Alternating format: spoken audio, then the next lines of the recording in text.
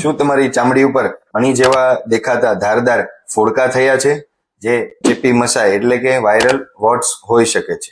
ચેપી મસા એ એચપીવી એટલે કે હ્યુમન પેપિલોમા વાયરસથી થાય છે. આ વાયરસ મોટાભાગે બીજા સાથે ચપ્પલ, ટુવાલ કે સાબુ શેર કરવાથી ફેલાય છે અને બાળકોમાં વધારે જોવા મળે છે, કારણ કે બાળકોની રોગપ્રતિકારક શક્તિ ડેવલપ થતી હોય છે.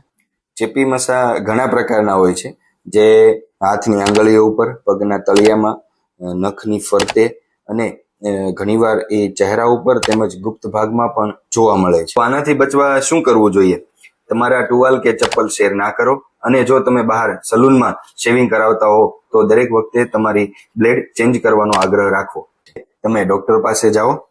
અત્યારે લગાવવા માટેની ટ્યુબ, ઠંડી દવા, લેઝર મશીન, વેક્સિન પણ લઈ શકો છો, અને રસી જેવા ઘણા બધા ઓપ્શન અવેલેબલ છે, જેનાથી આ ચેપી મસાની સારવાર પોસિબલ છે.